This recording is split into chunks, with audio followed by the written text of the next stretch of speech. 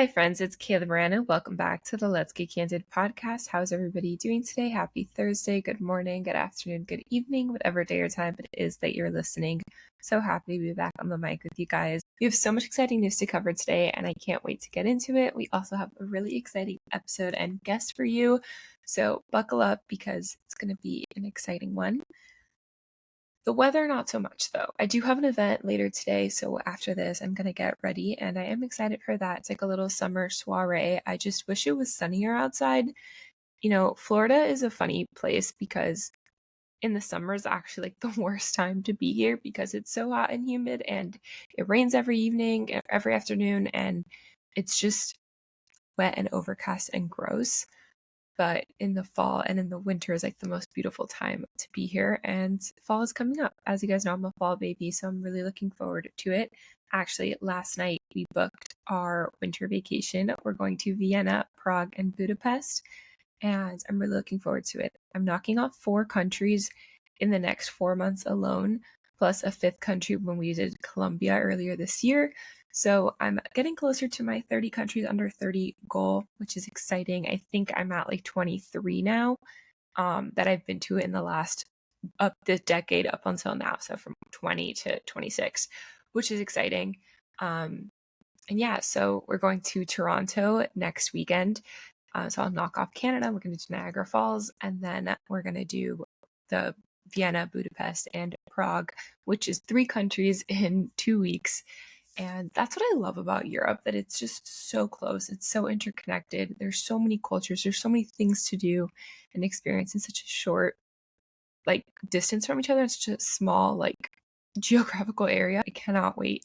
And I've never been past Italy. I've been to Greece, but that's like the Mediterranean. That's a very different side. I've never really experienced Central Eastern Europe. Freeze my ass. It's gonna be so cold. But like I said, fall is my favorite. Winter, I really enjoy getting dressed up, wearing coats and scarves and boots and all of that fun stuff. And since I don't live in Tennessee anymore, I have a whole closet of sweaters and boots and coats that I don't use anymore. So I'm excited to pull those out because Toronto will still be pretty nice, 60s in the morning, 70s during the day. So it'll be perfect weather actually. And then in other exciting news, I officially am a registered trademark for this podcast. Let's Get Candid podcast is officially trademarked as of yesterday. I received my registration in the mail, which, if you guys know, and you might follow my law firm account, Kayla Moran Law, I talk about the trademark process and how long it is and how difficult it is to actually own your rights to your trademark. It takes a lot of strategy and skill, and an attorney can help you with that. And we're seeing it right now, actually, with the whole Jules LeBron, very demure, very mindful case. I did a whole video and LinkedIn post on that. And there's a lot of trademark and IP disputes going on right now in federal court with the Vibes case and F1 versus content creators, the cease and desist spree. So there's a lot right now going on in the news about IP. And it just was really exciting that after covering that all week, in the last few weeks, really, to get my registration in the mail, because my notice of publication ended back in July. And then once that ended, I still had another month and a half to get my registration. The process just takes such a long time, but this is the first trademark that I ever filed on my own, fully as an attorney for my own personal marks. So it's really cool and just shows how far I've come, how much I've grown, how much I've learned throughout the process, and how much I can continue to offer to my clients. And speaking of, I mentioned last week my firm website launched and it's doing so well. Thank you so much again for all the love on it. People are really enjoying the freshness, the vibe, the feel, and it's a testament to my personal brand, and that is my IP, and now the podcast being a part of that. And we're just going to continue building my portfolio of intellectual property, and it's what I spend my day doing. I was just reviewing a contract for one of my influencer talent management clients, and a lot of what I redline is the usage rights, the exclusivity, things like that in the contract. And so just, this is just a really big win for me, and have a lot of trips coming up to celebrate. I'm potentially going to visit my client out in LA later this year. So lots of travel to come. I will keep you guys posted, but right now I don't know if you guys have been here for a while, but last fall I did like 9 cities in 3 weeks, and we're pretty close to that. So we're going to be doing Marco Island this weekend, Toronto next weekend. Obviously, I'll be in Miami in between, and then I come back to Miami, and then I might potentially be somewhere. I don't know yet. And then in October, I'm going to Napa. I might go to LA in October, and then I'm going to go to Knoxville at the end of October. Then I'd come back to Miami. I'd be in Miami in between those trips. Then I'll come back to Miami after Knoxville. A couple weeks later, I'll go to Nashville, and then I'm home for a little bit. Thanksgiving, my birthday, and then I'm home through December as of right now. And then on Christmas Eve, we leave to Vienna. So in the span of 4 months, I'm going to be traveling quite a bit. Like I said, 4 countries, lots of different cities. It makes me so excited that I have the opportunity to do this and continue working. I got invited to go to a conference in New York at the end of September. Unfortunately, I can't make it. But it's just really cool to be getting so many opportunities. And I feel like I'm finally, I think I was talking about this last week with Allison, like I'm getting to this point where I feel things are happening for me. I always get that this time of year, end of August, September, like that back to school feeling, like it hits me hard. It's like, okay, things are going to start happening now. It's going to get exciting. It's going to get busy, but it's going to be so worth it because you created this. You created this life. And that is all I ever want for anyone who listens to this podcast. And with my guest this week, you'll hear it too. Like, you really can create your life. And when you combine your skill sets and your passions and your interests and what you're good at and what you enjoy, you can do anything. You can really create opportunities for yourself that otherwise wouldn't have been there and that may not have existed a year ago. And being able to do that for myself and having law students and attorneys come to me and look up to me, younger, older, my age, and want to know how I did it, how I built what I've built, how I've gotten to where I've gotten, and seek out advice and guidance, and I can help them get to where they want to be. That means the absolute world to me. And it's definitely a weird like thing because the imposter syndrome of like I'm not where I want to be right now, or I'm not where I thought I wanted to be, or I could be doing so much better in other areas of my life, but I'm in a place where I am learning to let go, and I'm learning to trust the process and to let go the need of having control. I actually have it right here. One of my intelligent change mindful affirmations cards, it says, I have the courage to face my fears. And one of my biggest fears is losing control. And my other biggest fear is losing my independence in a relationship. And we've talked about this, right? Like I overcame the fear of losing my independence in a relationship, but the control one has definitely been something that is testing me a lot this year. I'm someone that needs to know what's going to happen. I'm a planner. I like to control things. I like to know what's going to happen. I like to prepare for it mentally. So there's no surprises, and you can't live like that. And someone recently told me, you know, I am a planner, but I also like to plan for spontaneity. So I'm leaving parts of September open. I'm leaving parts of November open to really be spontaneous and allow for things to happen. Obviously putting my health and wellness and my business first, but being open to where life takes me and the people that I'm meeting and the opportunities that are coming my way, because you have to, life happens when you're busy making plans, and you make plans and God laughs and things just happen and get in the way and change the trajectory of your life for the better or for the worse, but you learn from it and you grow from it.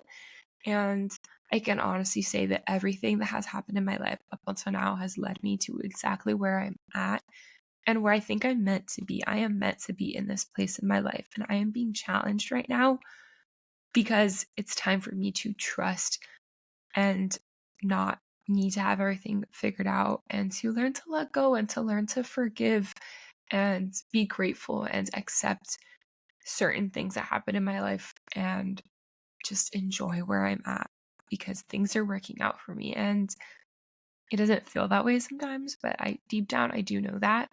And it's really easy for me to get caught up in the minutia of it all. But just whew, we're gonna get through it together, and of course I'm gonna bring you guys all along for the ride. But yeah, things are like my spidey senses are tingling. Like I have a really good feeling about what is going to happen next. And like I said, you guys will be the first to know what is going on, because I feel like this is such a safe space to come chat with you guys every single week on here versus in an Instagram story or something. This feels so much more personal, even though I don't even know you, if you're listening. So if you are listening and you've enjoyed me sharing these moments, definitely reach out and let me know. And I think it's time to introduce this week's guest, Lucy Nelles. She is the founder of High Vibe Wellness. She is the head of growth at Coffee and Chill and the co-founder of Coffee and Chill Miami. And if you guys are in Miami and you've gone to any of her events, you know her tickets sell out so quickly. Today, the tickets went on sale for her September 15th Coffee and Chill Miami event, and they sold out in 4 minutes. One of my best friends, she got a group of us tickets to make sure that we all had tickets. And that's just how you have to do it. Like one person has to go in and buy multiple at a time, because it goes so quick. And there's pre-sale, there's a wait list, there's all these things, but they are doing something so right over there, her and Eric Brown. And we're going to learn all about how she has got to this point in her career, how she has built the businesses that she has, and how she's now using that in her new chapter at Coffee and Chill, and how it all came to be. And when we recorded this, she had not yet announced that she was head of growth. She was originally head of partnerships at Coffee and Chill Miami, and that's how she built High Vibe Wellness and Coffee and Chill Miami. And now she's working with Coffee and Chill's main team to get new locations across the country and the world. They actually announced this week they're opening a Bondi location in Australia, which is really freaking cool. Always wanted to go to Australia. So definitely, if I'm ever over there, I do need to stop in to Coffee and Chill whenever they're hosting an event there. But I've been such a fan of Lucy since I met her almost 2 years ago through Natalie from Rella. And we've become such good friends in the last few months, just supporting each other in life, in business, in relationships, in everything that we do. Like, it's just so cool to have friends who really care about the impact they're making in the world, the opportunities that they are giving the world, and community.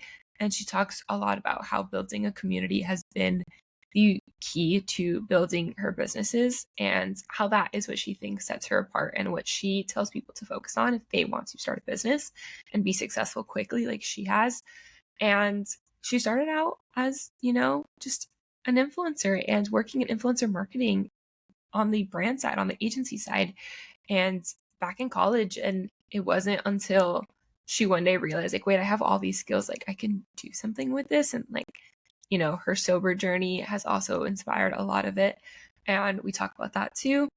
And I don't know, it's so inspiring and empowering seeing people like that and being friends with them in real life. Actually, a couple of weeks ago, one of my friends invited me to a girl dinner at her house. She just had recently moved to Miami and wanted to invite a couple of social media friends to get together and start getting to know more people here. And lo and behold, in walks Lucy. And I wasn't expecting to see her there, but it was just so cool to really have friends now that are just genuinely so inspiring. And I look up to them so much. And I cannot wait to see where it continues to take her and me and all of us together. So if you like this episode, please leave a rating and a review. Please subscribe to the show, share with a friend, tag us as you're listening. Let me know who you want to see next, what topics you want me to cover next. And I will let you guys go. I hope you enjoy it, and I'll talk to you guys next week. Meet Lucy. So Lucy, what's something that people wouldn't know about you just from following you? We're diving right in. Okay. Probably that I used to bartend and work in like hospitality and nightlife in college. That's definitely not like something people expect, because now I'm alcohol free and it's a whole new brand. Yeah. Also that and pageants. Like that's the one thing that people I feel like don't really know, but I know people who know you from pageants too. So, and like we have like people like, in high school and me in college, and it's just like, I never would have thought that you were a bartender and worked in nightlife. I know. So let's start there. What made you kind of get into wellness? What was the entry point for you in your wellness journey? I would say, like most people, it started like heavily during COVID, but I've always been like, one or two yoga classes a week, like for a long, long time, like through college, even in high school. I think that like the biggest reason I'm so invested is because it really helps me manage my stress and anxiety.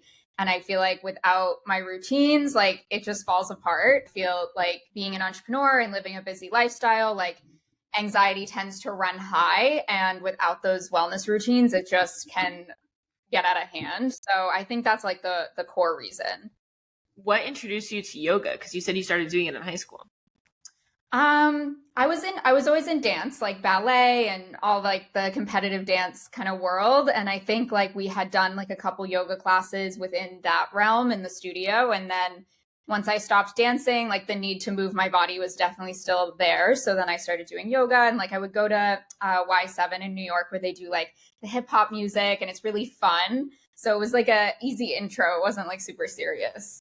Yeah, that's funny because when I stopped dancing after high school too, my dad was like, Yeah. you should do yoga because you need to keep moving your body. And I was like, I can't, it's too slow. I can't do it. And it wasn't until law school when a professor would offer a yoga class for free at law school once a week that I got into it. And I was like, no, like I've been needing this for so long. And now I go like 2-3 times a week. And like, I literally feel it if I don't go. So I can 100%. relate.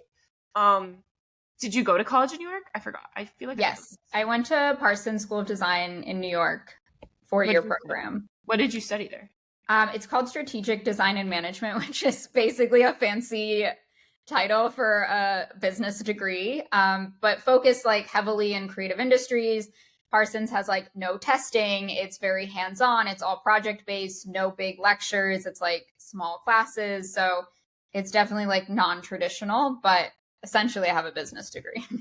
I mean, that definitely comes in handy now, but I didn't even know what Parsons was in high school, I think. So how did you, besides like Gossip Girl, but like obviously like not my life. Yeah. How did you find that program? How did you know that's what you wanted to do? I think like I never really loved the traditional schooling. Like I had straight A's, but I like absolutely bombed my SATs. So definitely wasn't like, I wasn't like the traditional route. I was never like into the sports and like having that traditional experience. So I was just exploring a lot of different options. I think a big part of it was wanting to be in New York. Like ever since I was a little girl, I was like, I want to live there. Like I want to live in the big city. And so once I started like looking in New York at all the options and I found Parsons, I toured, and it was like I immediately fell in love. It was just so creative, so different. There was no tests. Like it was, like I said, super hands-on, a lot of internships. So once I went, I applied to that school and like one backup, and I was like, that's it. That's where I want to go. I feel like if I would have known now that you could go to law school with any degree, I would have sought out more of those like non-traditional options, because right. I think like, I mean, to some extent I do it now with social media and having a podcast. Like I love PR, public relations, like event planning, event management, like that kind of stuff has always been something that's really interesting to me. I never thought that I was creative or could do something like that. I thought I had to go the traditional route until I was in law school, when I was like, no, I need to like start finding my own path. Like this doesn't feel right. So I think it's huge that you knew at such a young age, like this doesn't serve me. Let me go find a path that is going to give me a lot more access to opportunities. When you were in New York, did you start doing any events or things there? Like what gave you the idea to do something like High Vibe Wellness? Like how did that even come about? Yeah, I mean, just going off your last point though, I think it's so true. Like there's no real guidance or support. Like finding Parsons was completely like because of my own interests and drive. Like the school system was just like, here are your options, go to the state schools, and like, that's it. So it definitely does come down to like your own initiative. But to answer your question, I had always been interested in event planning. I actually did an internship in New York at Raffinelli. They're like a big event planning firm. They do events at the White House and like Hudson Yards, like these massive, like corporate or like weddings, private events. And I absolutely hated it. I was like, I'm never doing this. Like, it was just not, I just didn't really enjoy it. And it just felt like these people are so burnt out. Like they're running around all the time. I was like, actually, never mind. I don't want to be in the event space. And so I kind of let it go at that point. And that was towards like my end of college experience. And I think like in my head, I was like, I'm not going to do events after that one experience. But I mean, I feel like now the way that I do events is so different. Like, it's not big corporate weddings or like big business events. It's like, you know, my own thing. And it's much more focused on like the community and the wellness. So it kind of came full circle because now I'm back doing what I thought I always wanted to do, but in like a different way. So I think the reason I started it was just because of my own personal experience of like moving to Miami, not having any friends here, realizing like how hard it is to make friends and like wanting a space where I could make friends and not be drinking alcohol, not be at the club, the bars, you know. Also, like, to your point, like going full circle, I was just talking about this, like transferable skills. Like, we so often are like, I don't want to do this. Like, it's not gonna make me happy. And then so like we try so hard to, we make it harder for ourselves sometimes, like to like try to do things like the way that we want in our heads, but not realizing that it's okay for a little while to sacrifice and go to the corporate job or go to a program that doesn't necessarily suit you, because there's skills that you are going to learn there that can help and will help you. So you hated the event planning in this corporate setting, but there's probably a lot of skills that you learned at that job and during your time in New York that has helped you now when you move to Miami and now with the two different event businesses that you do. So I'm curious, like, what are some of the big skills that at the time you hated doing, but now really serve you? I mean, I think you're right, definitely. And I think it also teaches you like what you don't want. Like it's good to identify like, oh, that's not for me. That's okay. So underrated. Finding out what you don't want is so underrated. Yes, so true. I think a lot of the skills that I have now from that is just like logistics and planning and like the back end operations of running events. I am a pretty organized person, so those things come kind of naturally. In terms of like what I got from my degree, I think the degree helped me really be able to build relationships and like bridge the gap between like business and really creative projects, because the events take a lot of creativity, but if you're just a creative person with no structure and no business background or operational background, it's like they're not going to run smoothly. That's just how it goes. Like, you might be able to create the vision, but to actually bring it to life, if the logistics fall through, it's just not a good experience for anyone. So I think that's really important. Which side do you like more? I really like the partnership side of the brand, like working with the brands and like creating something that aligns with them and like building those relationships. I also like the creative side. I mean, it's a balance. I think that's why I like this role or this business, because I am very organized, but I'm also creative. So I get to do both, which is fun. Yeah. I personally always sought out a career that I could do both, like the business and the creative side. That's why I like being a lawyer in a creative industry, because it allows me to do both. I really want to touch on the partnership aspect, and it's cool to know that that is something that you got from your undergrad. Like that's a skill like that. You don't naturally need to be good at it. Some people are, and you probably are naturally good at it as well. Like, you're very much a people person and you connect with people very easily, but that it could be taught is reassuring, I think, to a lot of people. But backtracking a little bit, you were in New York. How many years were you in New York, and then what brought you to Miami? Because I know you're originally from Florida. Yeah, so I was born in Maine, grew up in Sarasota on the like other coast of Florida, and then I moved to New York for college. I was there like a little over 4 years. Once COVID happened, my boyfriend and I left immediately out of New York because it was just like so scary, and we're stuck in a studio apartment, like we don't want to be here for COVID, and like that's crazy. So we got one of the last flights out. He's Irish, so we went to Ireland, and we thought we would be there for like 2 weeks or whatever. Well, school shut down, like his job went remote. I lost my job. Obviously, I was working in a restaurant then. So we actually got stuck in Europe for a year during COVID. That's not the worst thing. Not so bad. I can't lie. I had a very, very privileged COVID. And then during that time, we got rid of the apartment and moved everything into storage, because once we realized like, oh, we're here for a while, like I didn't want to pay New York rent and not be there. And so then when we were coming back to the US, like a year later in 2021, it was like we didn't have an apartment in New York anymore. And I graduated college online during COVID. So it was like there was no real reason to go back. And then COVID like made New York weird. It wasn't the same anymore. So then we were like, okay, where should we move? And it was kind of like, we both want to be in a big city. So it was like New York was off. LA was like weird with COVID too. Then it was Austin, Chicago, Miami. Chicago's cold, so we knocked that off. Austin's landlocked, so I was like, okay, Miami, and we literally signed a lease online. Like we flew from Spain to a lease we signed online, and we'd never been here, so it was a real shot in the dark, but it worked out. Wait, you've never been to Miami, even though you grew up in Sarasota? I had come here for like half a day once, but I really don't feel like that counts. So yeah, pretty much. That's wild.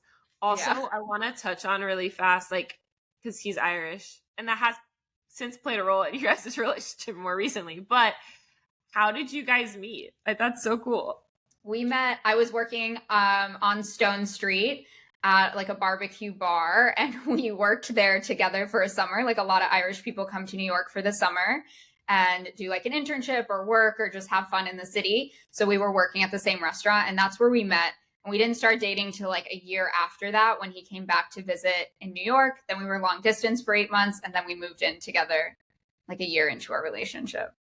I love that. Like, I think that's so cool. And, you know, people put so much pressure on like dating and meeting people. And I love that like you guys met like the old fashioned way, like very like wholesome and like building a friendship. That's so important, especially when like big things like COVID happened. You guys had that real foundation. Like, definitely, you know, you guys were able to go live together in a country that's foreign to you for a year, and moving to a different city and building businesses. Like I was just talking about this, like entrepreneurship is the best personal development tool, but it's really hard to find a partner who supports you in your entrepreneurship journey. So I think that you guys had that foundation is really, really important and special. Yes, but I'm very lucky. I'm the same way. I was like, Chicago's too cold. New York, it's pretty, but like it's also too cold. And LA is too far away. Like I can get everything I want in LA in Miami, except for the fact that like the mountains are not as close by, but like North Carolina is not that far away, and the ocean's warm. So like, I'm good in Miami. Exactly. No, literally just like a process of an elimination. And then really, like, all right, Miami sounds good. But no, I'm so lucky. Daniel's at literally every one of my events. He's always lifting the ice baths and carrying ice and doing all the things. So yes, very, very lucky. No, that's awesome. So yeah, you moved to Miami, and did you have a job here? Did you look for a job here? When did the event spaces start coming? Because you mentioned it came from you were looking for a community here, but how did you really build that community for yourself here? Yeah, so when I first moved here, I just got, like, right after I moved, I got my first, like, post-college job. It was fully remote. I was doing influencer marketing for an e-com brand, like, in the eyewear space. And I worked at that job, like, I think about a year. And I also got good skills and partnerships and, like, hands-on experience. I hosted, like, an influencer event brunch in Miami for their team, or for the influencer team, and, like, we did a lot of stuff that definitely applies now, but I just like felt, you know, not that inspired, not that fulfilled being there. I mean, and I was super isolated. So I had no friends. I knew no one in Miami when I moved here. Then I was working a job where I'd never met any of my coworkers. And it was just like, okay, like where is this going? So I ended up quitting that job. It was like about a year and a half after I moved to Miami. And then from there, I started High Vibe, and it just kind of started, you know, when I quit, I had no plan. Like it was very probably irresponsible, but I had like a couple freelance clients that I was doing influencer marketing work for, different brands. And I was like, oh, maybe I'll scale that. We'll see. And then I had an opportunity to host my first event. I was working with a yoga teacher in Miami really closely. We'd grown like a close relationship. I was always in her classes, and she knew I wanted to do something like in the community event space. And she was like, oh, like we could host, I have a contact at Aloe, like we could host an event in their store. Like, do you want to organize it? And I'll teach yoga. And this was before I got certified in yoga. So like I couldn't teach yet. And she was like, it would be in 2 weeks. And I was like, okay, like when Aloe asks you to host an event, like you don't say no. So I was like, yes, I'll just figure it out. I like created a brand name and a logo that now I've changed since, and an Instagram, and I like just pulled it together. And that's kind of like how it started. And the first event was really fun. I really enjoyed it. And then I was like, let's just run with this and like see how far I can take it. So that's kind of how it started. I think there's a lot of power in just, like you said, like Aloe calls you, just figure it out as you go. Figure it out. because I think too many times people are like waiting for the right time to leave or the right time to do this. And it's like, there's never going to be a right time. Ever. Like, yes. Right. I'm not happy in this job. I'm very isolated. What else is out there? Let me see what I can do with this freelance thing and figure it out from there. And the connections you were making with people, you had built this relationship. And also, so many people are like afraid to tell people what they're thinking because they don't want people to steal their ideas. And like, yeah, absolutely. There's definitely a time and a place to tell people what you're thinking in your head. You have to be careful. But if you build a really good relationship with someone, you could confide in them and be like, hey, this is my goal. This is my dream. And if they're in a position to help you, hopefully they can. And that's exactly what happened here. And it worked out. And like the rest is history. I think for people who have these really cool ideas, like don't just keep them bottled up inside. Like you never know where it could lead. And like similarly, like I had a professor that I trusted to tell, like, I really think like being a lawyer in this space would be pretty cool, but I don't know how that would look. And he also didn't know. Nobody knew. It didn't exist. Right. And this was like 2021 also. It was like around the same time. But just having the support and someone guiding me and saying like, no, you're onto something, like encouraging me to seek it out. We were both able to do it. So I think it's huge that finding that support system and using those skills that you have, you know, because you had done it for an influencer marketing team and because you had done it in college, like you knew how to do it. In 2 weeks, it's like, okay, this might be crazy, but if it works, like, I can do this. Like, and with more time, I can make this really, really good. So, and there's never a good time, like you said. Like, there's just always a million excuses to like, oh, I'm not going to quit now because like a vacation's coming up, or I have this PTO I could use, or my income is this and I should save this much before I quit, or whatever. Like starting the business, I think it's a lot of like, oh, well, I need the perfect website and I need like the perfect social feed and I need a plan. And like, honestly, just starting, I didn't create a website for High Vibe till a year and a half into the business. Same. I was like, I don't need it. Like I have Eventbrite, like it's fine. Yeah. And I think that just going for it and getting started is like the best thing you can do. Yeah. Nowadays, I don't think I've ever actually, that's a lie. I have checked out your website for other reasons, but like I don't ever go, I'm starting to build my law firm's website now a year and a half in because Instagram and TikTok and Calendly, like you talking to me directly, why do you need to go to, but it looks more professional. And like, I did want that, like that extra step. So I agree. Like, you know, launch fast and adjust. You don't have to, you said you've changed the logo since, like you don't have to have it all figured out. You just need to put it out into the universe and see what happens. After that first event, what was that initial feeling like you were like, okay, we're going to do this again. Like, and then how quickly did it all like start to happen? Yeah, it happened pretty quickly. I was just like, this worked. People were excited. People are asking if there's more, like, let's just try and like keep going. I learned a lot, like from the beginning to now. I mean, I didn't really know a lot of the things that I know now. Some of the events in the beginning weren't profitable at all. Some of them I lost money on, and some of them I made money, but it was like hit or miss in the beginning as I figured things out and like figured out pricing and partnerships and how to work with venues. But I think just going for it, like you said, was the most important thing. I started doing I think I did 5 events between like September and December the first year that we started. So we started pretty quickly. And then since then we've been doing anywhere from like 1 to 2 a month. And then we had a 6-month series of like weekly park yoga that we did. So that like really boosted how many events we were hosting. But yeah, I just kind of went for it. And then I say we, but it's literally just me. I think it's good that you say we because you believe in the power of what you're building and that you will build a team as it comes. I say we all the time. And I mean, are you the one posting on social media? Are you I'm sure you've outsourced a little bit to certain people.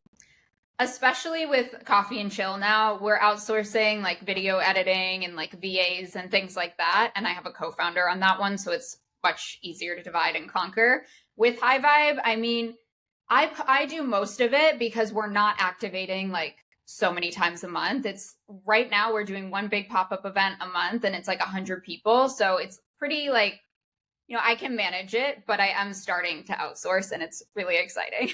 I say we because I've outsourced things, but I mean, certain things. Yeah. I mean, I just think like we makes it seem like it's a bigger thing, and you know that it could be that way, so why not treat it that way? As in like the brand, you know?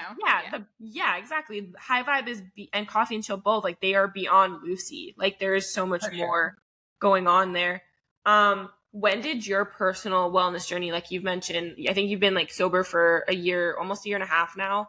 When did that? 2 years. This one's tomorrow. 2 years. 2 years already? Yeah. Wait, I feel like I was just a year. Like Time is flying, but I got like a reminder and it was like tomorrow, and I was like, oh, cool. So when did that journey kind of come about, and how has that impacted your ability to be on all the time and host all these events? Yeah, I feel like, I definitely had like a little party phase in college, like we all do, but I outgrew it very quickly. And like when I first moved back here, or when I first moved here after COVID, it was just, I felt like I was social pressure. Like I'll have a drink because like I'm supposed to have a drink in my hand, or like this is like what is expected. And I wasn't coming from a place of like, I really want to do this. I'm also a very sensitive person, like prone to anxiety and migraines and like inflammation. And alcohol just honestly does not help any of that. So when I quit, I was just like, I'm going to go a month without it and see if I feel better. Because I was also getting extremely hungover from having just 1 or 2 drinks. And I was like, this is it's horrible. I'm like, this is not what it used to be like in college, number one. And it was just also like, I can't afford to waste days in bed or like multiple days not feeling 100%, especially when you're trying to start your own business and like do big things. There's just absolutely no way. So I stopped being like, I'll see how I feel after a month. And I haven't looked back 2 years later. I just honestly don't miss it at all. And I think it's helped me create like, it comes from a very authentic place when I'm like, we're alcohol free because I believe you can have a lot of fun being alcohol free. I believe you can create better, deeper, more authentic relationships. I think it creates a safer place for networking, especially, you came to Coffee and Chill. It's like a lot of men, a lot of women. It's, we're all in bathing suits. If there was alcohol present, that experience becomes something extremely different than what it is currently. Yeah. No, I think to your point, I still do drink. I've never been one to be a big drinker. We all had our party phase, but I don't like I don't like the feeling that alcohol gives. I like the taste of it. Right. So I'll have one drink if I'm in the mood to, but I've always been really good with peer pressure, thankfully. But I agree, you can absolutely have fun without alcohol. And I like that there is, because wellness has such a big community, but then you go to gyms like Equinox and like all the trainers are doing drugs behind the scenes. And it's like, what? Yeah. Like that doesn't make any sense. So like, I like that you are, like you said, creating that safe space where you can genuinely come and have fun without the pressure to have alcohol. And if you want to go do it after, then that's cool. That's your prerogative. Yeah. But it's rare to find spaces like that. And people who also just are on that same level as you, that they don't feel the need to do it. Right.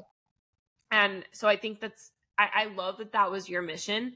Also, I think to your point of you just started it a month at a time, like when you were originally going sober, like don't put this pressure on yourself. Right. Like if you're sober curious to like, I have to do it unless you're doing it for other reasons. Like if you're just doing it to feel better because you want to do it, like don't put so much pressure on yourself with anything. I feel like we put so much pressure on ourselves now to make things like look glamorous or like be easy or like do this or be successful. It's like, take it day by day. Like you had no idea when you started any of these things that they would turn out into what they are, but you were open to starting anyway.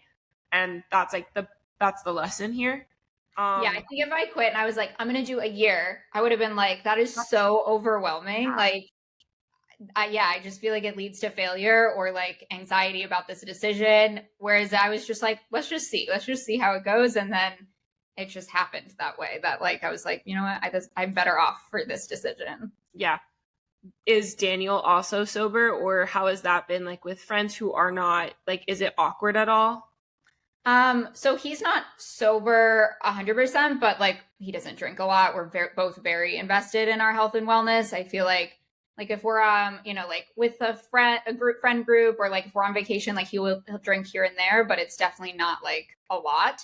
And honestly, I think like with just other friends, like my personal friend groups, if it is awkward or they're not supportive, like I just don't think that they're really your people. And I noticed a big shift in my friend group when I started not drinking and noticing certain relationships distancing. And that's okay. That's part of life. And I think that's part of like the benefit is to find really the friends that actually support you.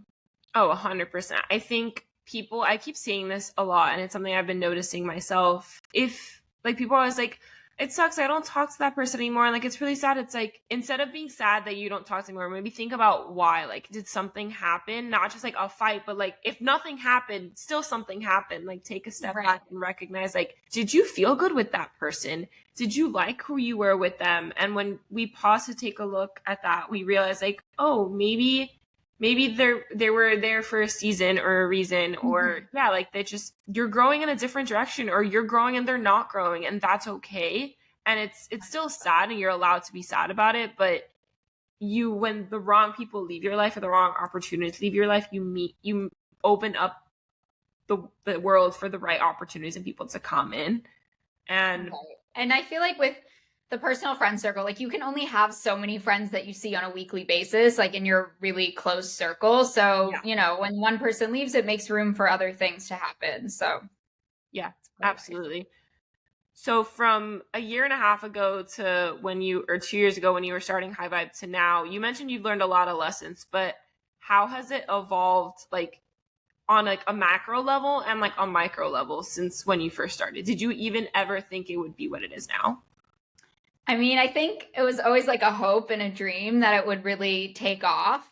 I've definitely noticed like the engagement in the community is so much higher now. We're reaching more people. The events sell out faster. There's bigger wait lists. Like people are super excited for what we're going to do. And there's just a level of trust that we've built that takes time to build. Like people just know that, you know, if the ticket is a high price, that they're going to come and be wowed and it's going to be worth every penny. And I think that's something we've just built over time. I also have seen like all of the learnings that I took in the last year and a half. And then I applied to Coffee and Chill when we launched just 2 months ago. And we've seen such rapid growth so quickly. It's like, that was a year and a half of knowledge behind the scenes that got compacted into this. And like, people just think it was like an overnight success, but I'm like we did just start this community, but like a year and a half of learning how to build community was applied in a very short amount of time. And that's part of the reason it's having the success that it's having.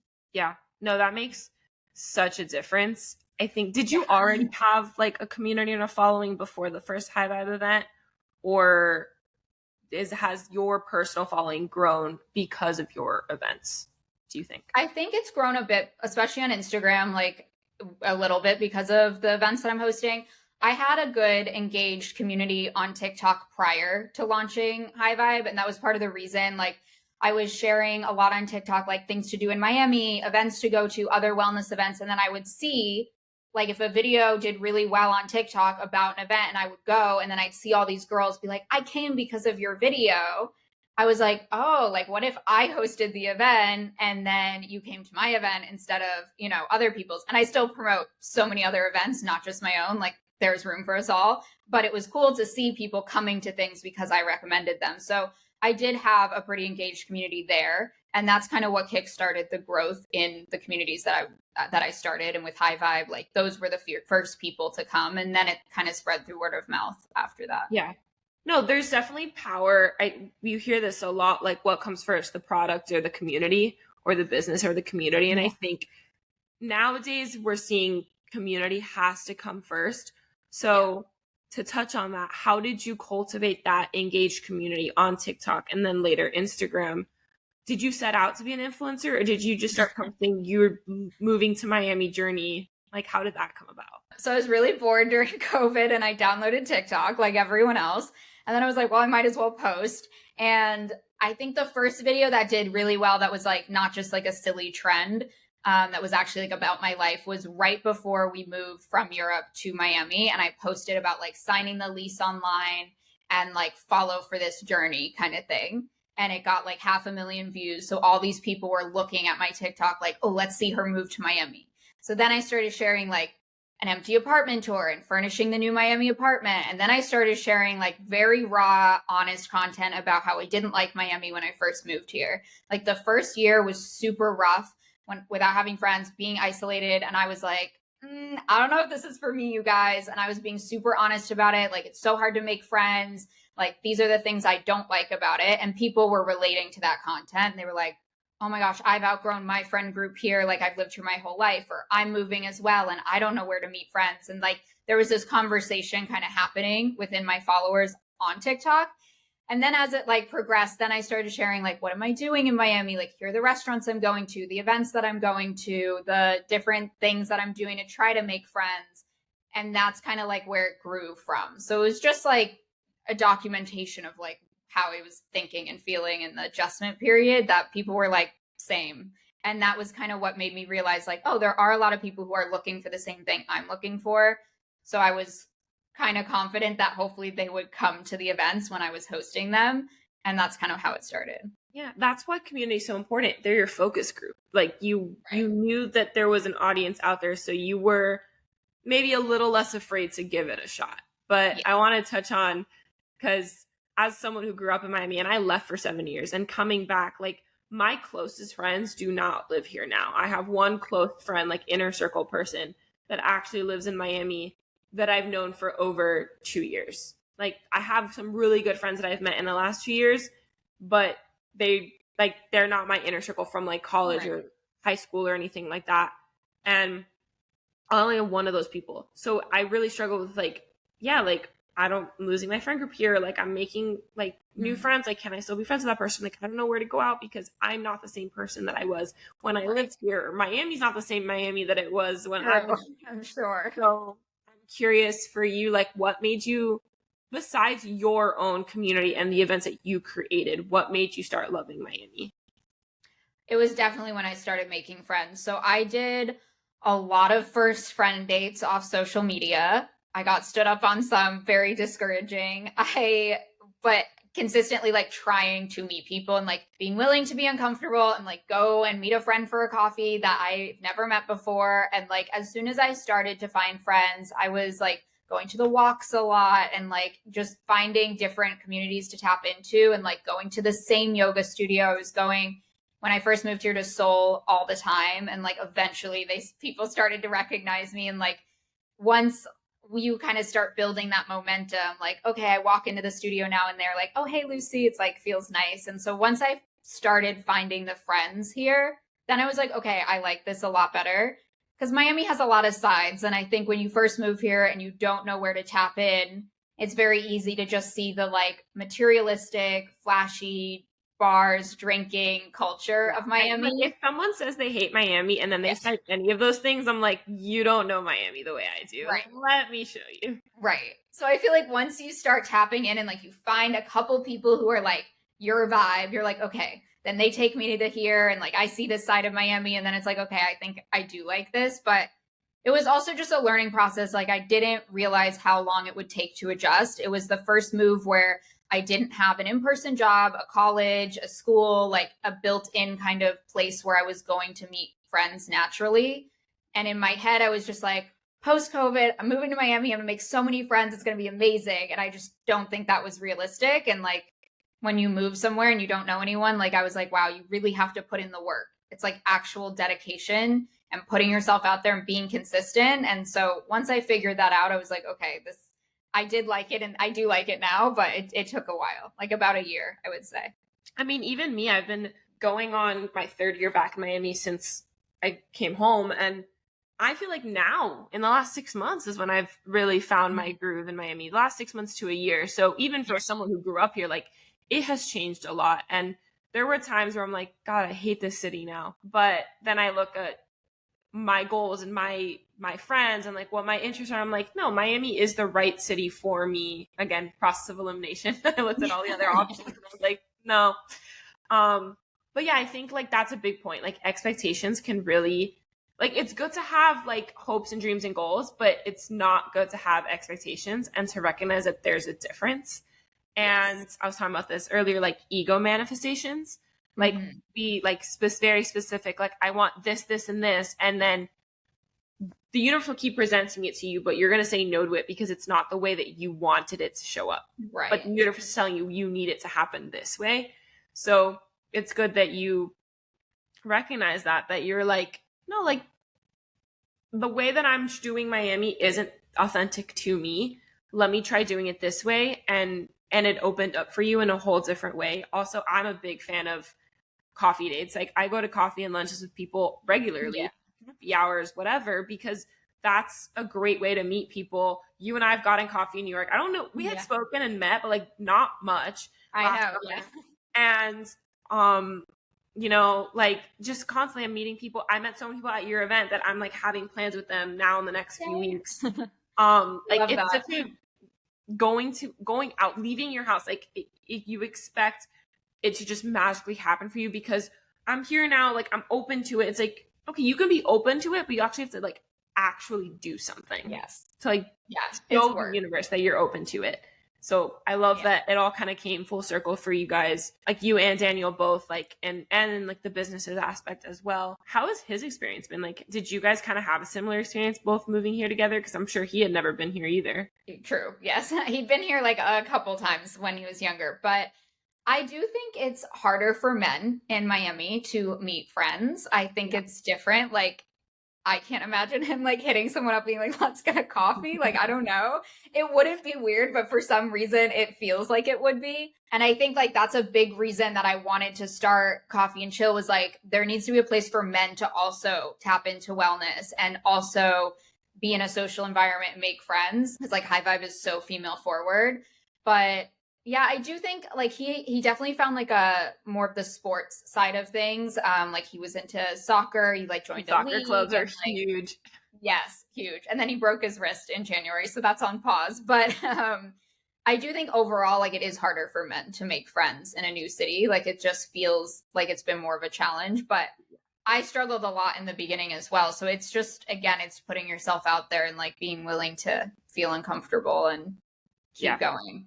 And like at least you guys had each other, but I feel like you're so right. Like I'm glad for like to your point of you started Coffee and Chill because you wanted men to have a community too. Like I think it's huge that you and Eric Brown, and we'll get to that in a second, but that you guys knew to tap into that market that was kind of a white space because there's so many community events now that are very female forward, except for like the run and the walk clubs. But not everybody's a runner. Not everybody can do a run at 6:00 in the afternoon because some people are working. But for the most part, Sundays are a lot more open on weekends. So like the fact that you guys tapped into that. But to your point, I think it is a lot harder for guys in Miami, especially like Sandy was in a relationship, so it's a little different. But I think that makes it harder because it's like you're meeting the wrong guys because the guys are only looking for certain things that obviously Danny wasn't looking for. But also it could attract the wrong kinds of girls, like single or not. Like you could be a guy like you who was focused on wellness, is maybe sober, is like focused on like his health and like wants to do all these like really cool things. But it's hard to find other guys who are interested in that because there's a very much like the club girls party boat culture. Like me and Emma were joking, like we got invited to go out on the boat with like our mutual friends, and to literally ask, I was like, is this a hobo or like can I go like looking like a bum? And she goes, no, that's the best part about this. There is no hoboats. Like this is not a hobo thing. And we've done it twice now. She's gone more, but like I've gone twice now, and I'm like so glad it's not a hobo. Like literally I could show up on the boat like this and it's all good, and I love it. And it's like finding those kinds of guys is very, very hard. So I'm glad that you are creating a community of that.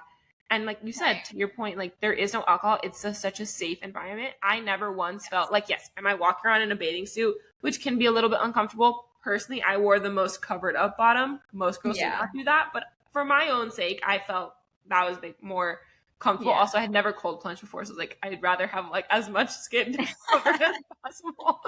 But I never once felt uncomfortable.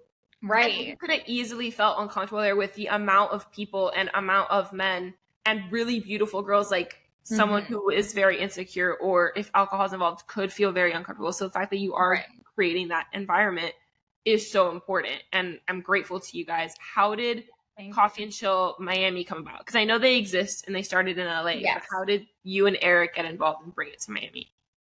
Yeah, so it started in LA, two guys, Blake and George. They started it in their backyard with like their close friends, just like we want to see our friends more often. So like, let's have people over for a coffee and an ice bath. And it was like literally a few people. And then they posted about it and it like blew up and went super viral. And now it's a huge community there as well. And then I was obviously running the High Vibe events. I'd done some ice bath events. I saw this like massive demand for people wanting more access to ice baths in a affordable setting. Yeah. I think like, you can get them at Anatomy for $250 a month, but if you're not a gym person or you don't want to pay that. Literally, this was made for me because I was like, I'm not getting a gym membership when I don't work out at a gym, but I right, exactly. No, literally. So I saw this need. I was like, there's a gap here where like people are looking for this.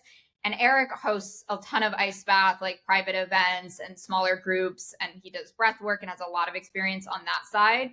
So I actually met him at one of the High Vibe events. He came, he bought a ticket, and like we've stayed connected for a year now. And we had kind of talked about like, there's this opportunity here. Like we both saw that. And then we have some mutual friends and connections with the guys in LA. So we kind of were introduced / kind of reached out and we're like, what's the vibe? Do you guys want to expand? And they were like, we'd love to expand in Miami. And because we have so many mutuals that recommended us, they really trusted us to kind of run with it here. And that's how it started. I mean, we just did our 4th event. So it's only been 2 months. Yeah. But what you said, like you guys, it's been able to grow so well in 2 months, not just because it has a following in LA and it's associated, but also because you took a 1.5 years, 2 years of lessons at High Vibe, and Eric probably has a lot of experience in his events as well. And you guys were able to bring that together and apply that here. So what are some of those fundamental lessons that you and Eric both brought in from your own past experiences to help grow something like Coffee and Chill Miami? Yeah, I think, we both had like the existing community attention already. We both had like, trust built with the community. Like people already know that like the High Vibe events are of a certain standard. They trust that like this is a real thing. Like there's no like question about, who's hosting this. Like they already trust both Eric and I. I think also like all of our existing relationships with venues in Miami, partnerships. I brought in a lot of partners that I already had worked with from High Vibe into like Raccoon. I've been working with them since years ago, and now they're a big part of Coffee and Chill. So we had a lot of existing relationships. Understanding how to work with sponsors and like land paid sponsorships was something that like I've built up to over the past 1.5 years. That's not something I was doing right away with High Vibe. And then like logistically with the ice baths, I mean, there's people kind of think like, oh, it's just like ice and water. I'm like, we spend thousands of dollars on ice and deliveries. And like, we've just figured out a system to like make it flow. But in the beginning, I remember hosting my first ice bath event and everything was so overwhelming. It's like, how much ice and how do you fill it and how do you time it and where do you drain it? And it was like this whole thing. And now like we have just done this enough times that like we kind of know what to do. Yeah, it was so funny walking around, like seeing like, oh, there they go, they're about to put more ice, and those people like they would get so scared. They're like, oh no, like they're in it already and more ice poured on them. But no, that makes a lot of sense. And to touch on those partnerships, how we said like you got experience in college and your internships and stuff and like in class, but when it came to building High Vibe and now Coffee and Chill Miami, and also being on the influencer, on the brand side of things, like when your first job, what are some of the key like tips that you have in building partnerships and that have helped you really make strong partnerships? Yeah, I think number one, it's relationships. Like at the end of the day, I think people kind of think of it like, oh, it's you and a brand, but really it's you and another person. There's another person that you're working with at that company. You need to vibe. You want to get along. You want to build that relationship. So some of the best partners that I have been building those relationships for years. We stay in touch. I invite them to events. We've just created a relationship over time that creates trust and like we enjoy working together.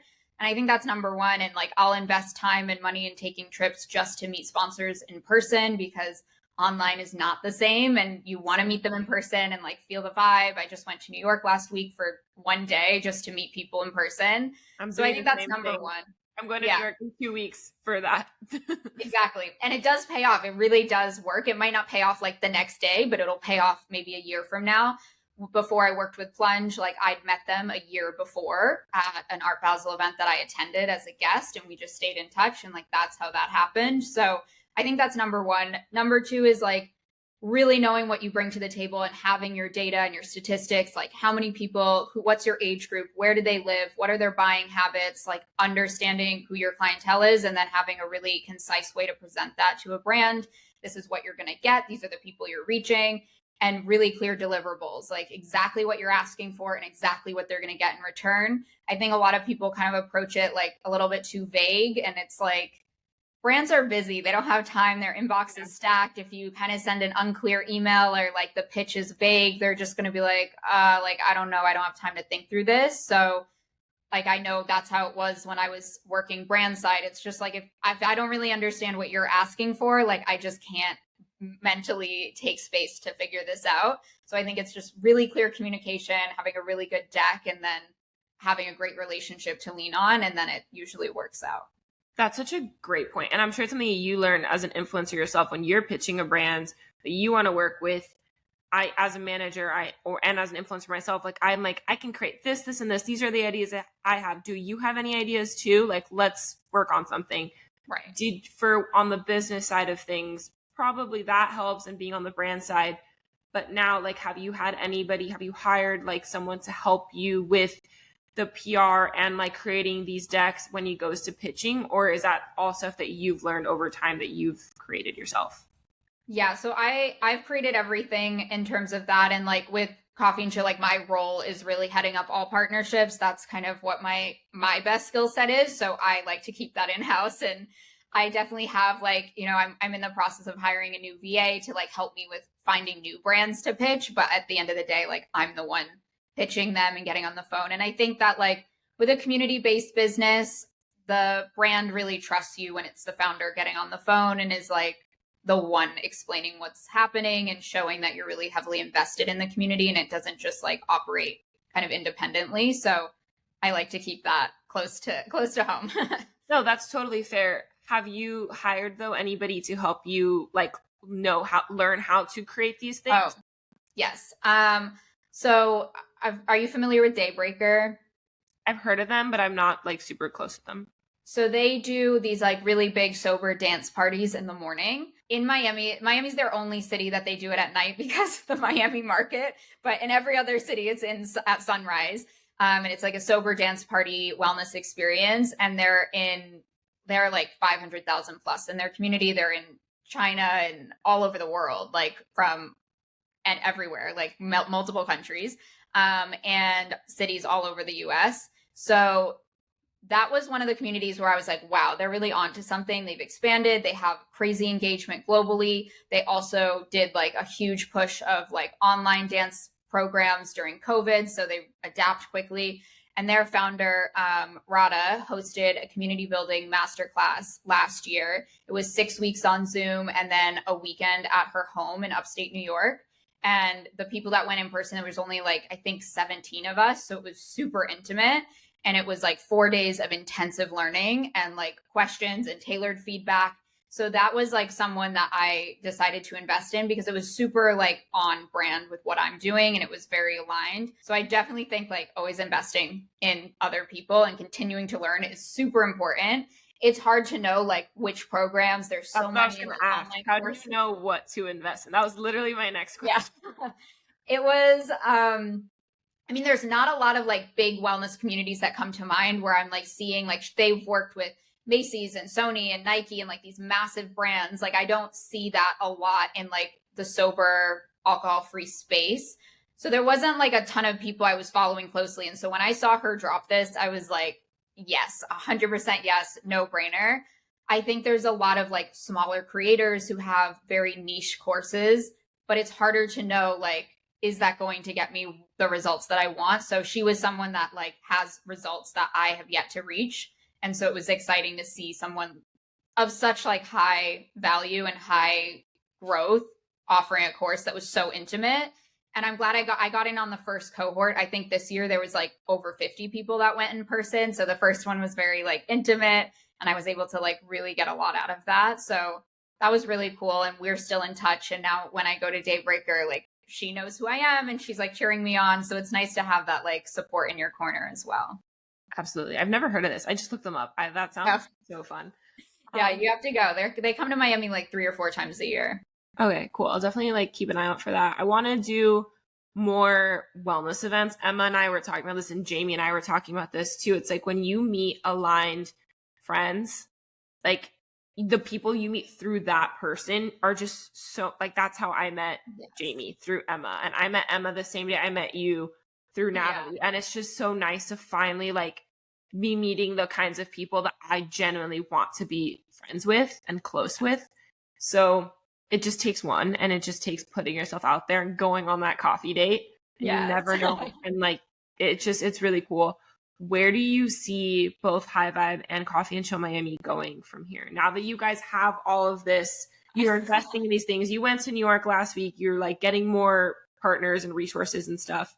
You're applying everything you've learned. Like, where do you see it going next? So it's so hard to answer this question because like 2 months ago or 3 months ago, I didn't even know what Coffee and Chill was, and now we're here. So it's like insane. It's all moving very fast. I think with Coffee and Chill, there's a lot of opportunities for us to level up with the brand partners and the sponsors, like bigger activations, and because we have the numbers and we're hosting over 1,000 people a month now. So that's very exciting. I think we're going to do big things there. I think there's also a lot of opportunity for us to pop up in different cities in Florida and like do some special activations in addition to like just the regular programming. We're also like doing a lot of themed events. You'll see our next event is all around Swim Week. We're going to do something for Father's Day. Like we're going to kind of keep it fresh and fun and pop up at different locations. We change the location every month, so it keeps it really exciting. And then Coffee and Chill from a corporate side is expanding very quickly and opening in other cities and other countries. So I think it's going to be a big movement that you see like across the US and even globally, which is exciting to be part of.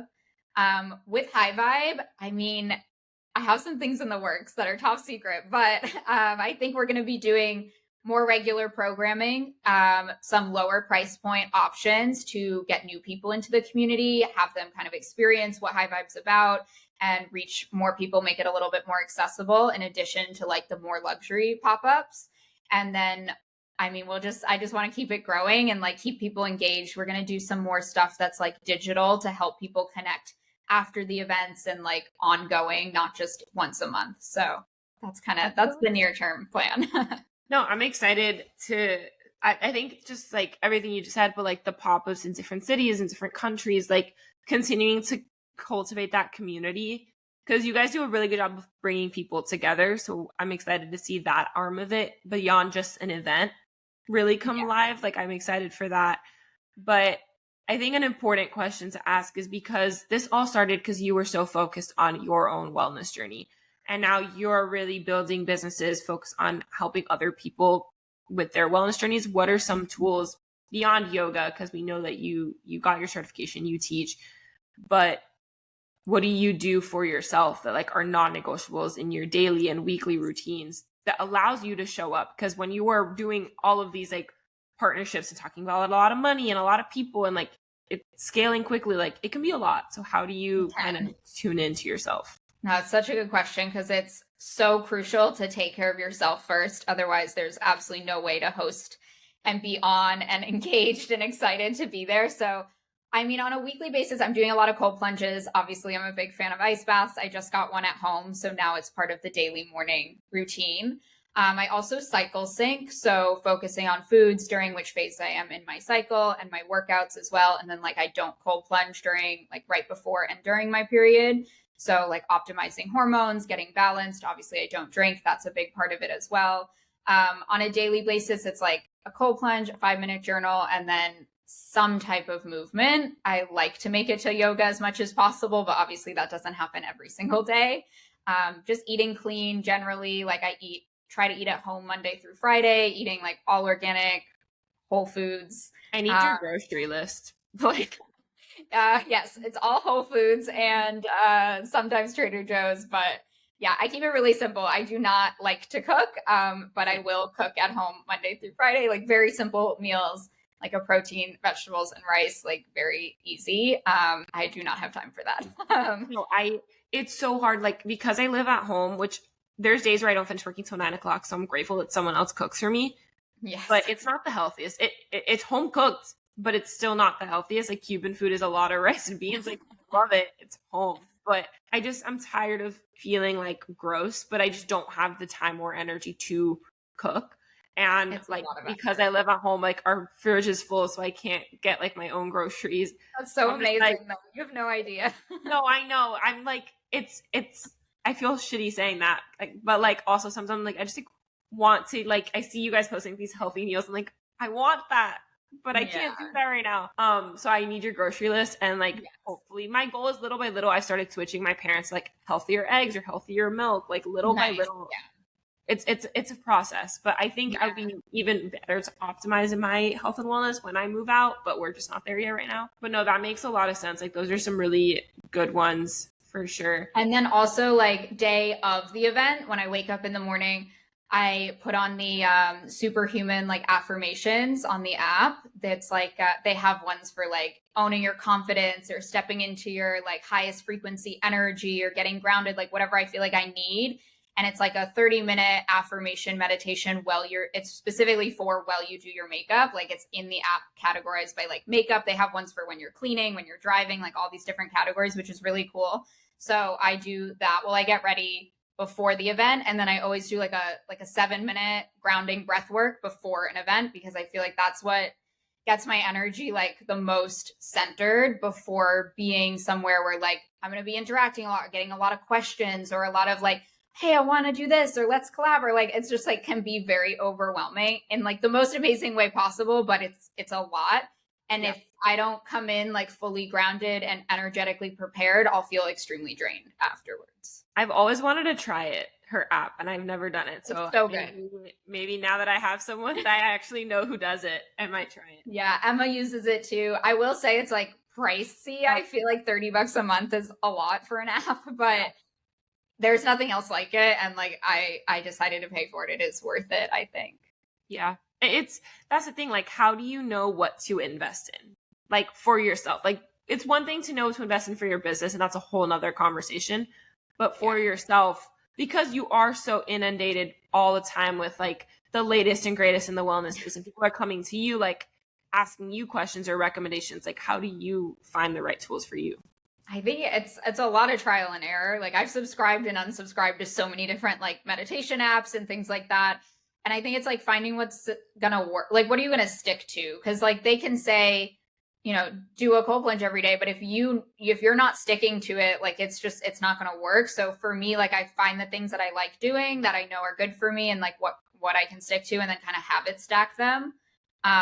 But it can be very overwhelming. And I think especially if you're new in your wellness journey, like now I'm at the point where like I've been in it for a while, like I'm down to add the cold plunge every day and the red light mask and like invest in these, like, you know, wear the Aura ring and track my data and be super like on it about my sleep and all these different things. But if I was just getting started, I would be like, oh my God, like that is so many things to do and track. So I think it's like start small and then like continue to add on.